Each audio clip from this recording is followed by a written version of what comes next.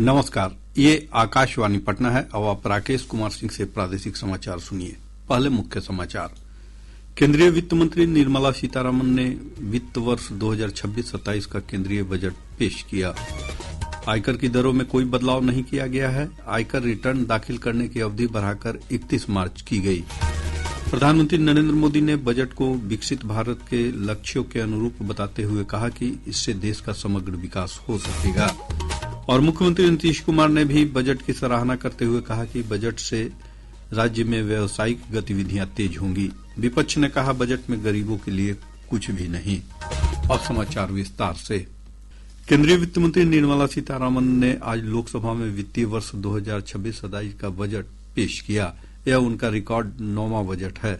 Budget 2047 तक भारत को विकसित बनाने और सबका साथ सबका विकास की परिकल्पना के अनुरूप है। बजट में आयकर की दरों में कोई बदलाव नहीं किया गया है। संशोधित आयकर रिटर्न की समय सीमा बढ़ाकर 31 मार्च कर दी गई है। वित्त मंत्री ने 6 सेक्टर में नई पहल का प्रस्ताव किया। इनमें रणनीतिक क्षेत्रों में विनिर्माण तेज करना, औद्योगिक क्षेत्रों का कायाकल्प करना, सूक्ष्म लघु और मध्यम चैंपियन उद्यमों का निर्माण करना, बुनियादी ढांचे को सशक्त करना, दीर्घकालिक ऊर्जा सुरक्षा और स्थायित्व सुनिश्चित करना तथा शहर आर्थिक क्षेत्र विकसित करना शामिल है। रेलवे की क्षमता को बढ़ाने के लिए दिल्ली, मुंबई, पुणे, हैदराबाद, बेंगलुरु, चेन्नई, वाराणसी और शिलीगुड़ी में 7 हाई स्पीड रेल कॉरिडोर बनाने की घोषणा की गई है।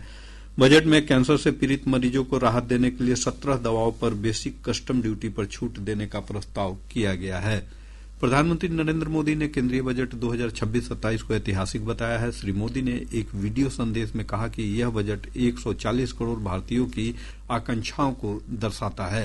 प्रधानमंत्री ने कहा कि यह बजट देश हित में है और इससे देश के विकास को नई ऊर्जा मिलेगी। श्री मोदी ने कहा कि भारत जल्द ही विश्व की तीसरी सबसे बड़ी अर्थव्यवस्था बनने की ओर अग्रसर है और यह बजट विकसित भारत के सपने को मजबूत आधार प्रदान करेगा।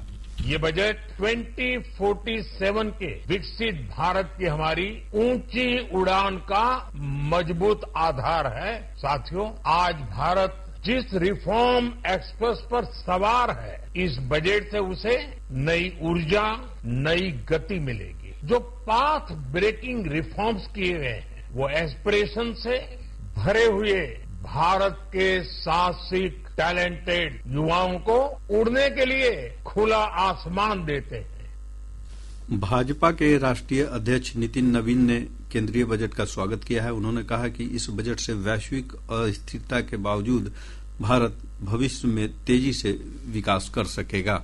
इस बजट में जहां भारत के वैश्विक अस्थिरता के बावजूद भारत का जो ग्रोथ रेट है जो 7% लगातार बढ़ रहा है, ये दिखा रहा है कि किस प्रकार से हमने अपने जीडीपी को लगातार मजबूत किया है और साथ ही साथ इन्फ्लेशन को भी अपने कंट्रोल में रखा है। आज के इस बजट से समाज का हर वर्ग, चाहे वो युवा हो, महिला हो, मध्यम वर्ग हो, सबके लिए माननीय प्रधानमंत्री जी ने इस बजट में आकार दिया है। इसके लिए मैं माननीय प्रधानमंत्री जी को और माननीय वित्त मंत्री श्रीमती निर्मला सीतारमण जी को बहुत बहुत बधाई देता हूँ।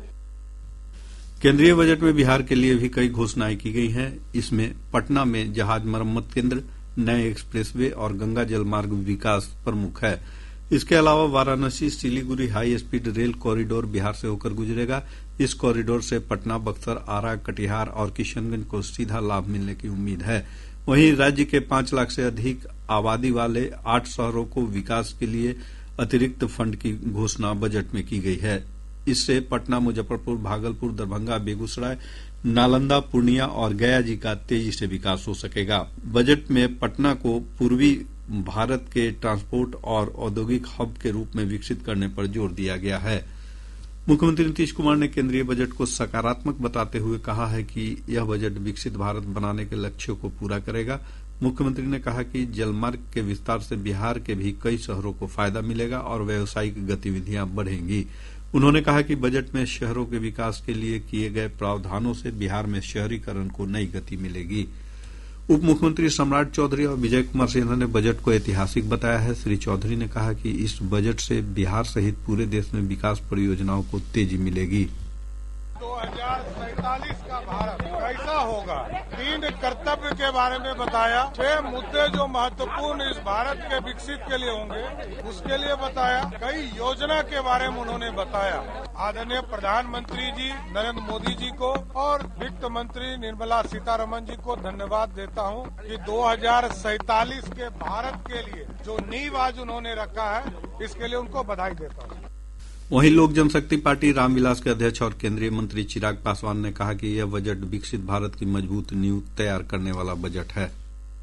इंफ्रास्ट्रक्चर पे बल दिया गया है, रूरल इंफ्रास्ट्रक्चर पे बल दिया गया है, अर्बनाइजेशन के ऊपर जोर दिया गया है, गांव शहर की दूरी को कम करने का इसमें प्रयास किया गया है, आत्मनिर्भरता पे बल दिया गया है।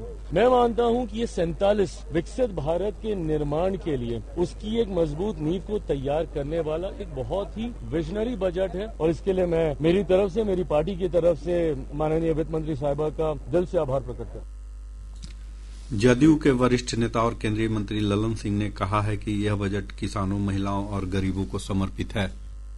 किसान, महिला या फिर आप दलित वर्ग के लोग, जो गरीब लोग हैं, उस पर केंद्रित करके उनके उत्थान के लिए क्या क्या हो सकते हैं, किन किन क्षेत्रों में हो सकते हैं, उसको ध्यान में रख के ये किया गया बजट। जदयू के सांसद संजय झा ने केंद्रीय बजट को दूरदर्शी बताया है। संसद के बाहर आकाशवाणी से बातचीत में श्री झा ने कहा कि इसमें गरीबों, युवाओं, महिलाओं और किसानों के कल्याण के लिए प्रावधान किए गए हैं। प्रादेशिक समाचार आप आकाशवाणी पटना से सुन रहे हैं। भाजपा के वरिष्ठ नेता और पटना साहिब के सांसद रविशंकर प्रसाद ने कहा है कि यह बजट देश की प्रगति को और आगे बढ़ाएगा। ये बहुत ही प्रगतिशील बजट है, विकसित भारत का रास्ता स्पष्ट करता है, जहां पर इंफ्रास्ट्रक्चर, जहां टेक्नोलॉजी, जहां किसानों के लिए, दिव्यांगों के लिए, आयुर्वेद के लिए और इन्वेस्टमेंट बढ़ाने के लिए बहुत बड़ी बड़ी बातें की गई हैं और ईज ऑफ डूइंग बिजनेस को बहुत तेज गति से आगे बढ़ाया है। मैं अभिनंदन करता हूं माननीय प्रधानमंत्री जी का, निर्मला जी का। विकासशील बजट है, देश की प्रगति को और आगे बढ़ाएगा। राष्ट्रीय लोक मोर्चा के अध्यक्ष उपेंद्र कुशवाहा ने बजट का स्वागत करते हुए कहा कि यह विकसित भारत 2047 के लक्ष्यों को पूरा करेगा। इधर कांग्रेस, राजद, समाजवादी पार्टी और लेफ्ट सहित अन्य विपक्षी दलों ने बजट की आलोचना की है। कांग्रेस के राष्ट्रीय अध्यक्ष मल्लिकार्जुन खड़गे ने कहा कि इस बजट में गरीबों के लिए कुछ नहीं है। ये बजट गरीब तबके के लिए इसमें कुछ नहीं है। इन्फ्लेशन कंट्रोल करने के लिए भी इनका कोई समाधान, सकारात्मक कोई सलाह या कोई कदम उन्होंने नहीं दिखाया। केंद्रीय बजट में बिहार को प्राथमिकता दी गई है। इससे विभिन्न क्षेत्रों का विकास हो सकेगा। प्रदेश के आम लोगों ने बजट की सराहना की है।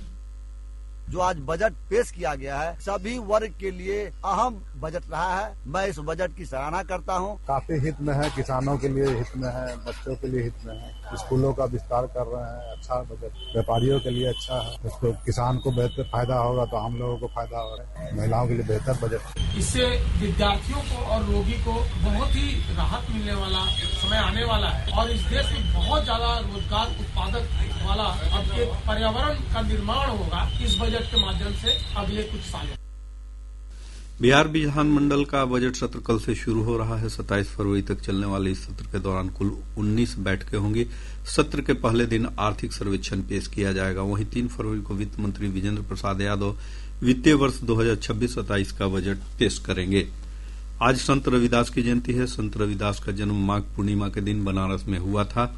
वे 14वीं सदी के महान संत और कवयित्री मीराबाई के गुरु थे। उन्होंने जाति का भेदभाव मिटाकर लोगों को एकजुट करने के लिए प्रोत्साहन दिया था।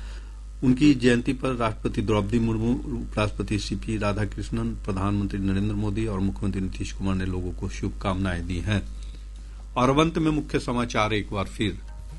केंद्रीय वित्त मंत्री निर्मला सीतारमण ने वित्त वर्ष 2026-27 का केंद्रीय बजट पेश किया। आयकर की दरों में कोई बदलाव नहीं किया गया है। आयकर रिटर्न दाखिल करने की अवधि बढ़ाकर 31 मार्च की गई। प्रधानमंत्री नरेंद्र मोदी ने बजट को विकसित भारत के लक्ष्यों के अनुरूप बताते हुए कहा कि इससे देश का समग्र विकास हो सकेगा। और मुख्यमंत्री नीतीश कुमार ने भी बजट की सराहना करते हुए कहा कि बजट से राज्य में व्यावसायिक गतिविधियां तेज होंगी। विपक्ष ने कहा बजट में गरीबों के लिए कुछ भी नहीं। इसके साथ ही आकाशवाणी पटना से प्रसारित प्रादेशिक समाचार का ये अंक समाप्त हुआ।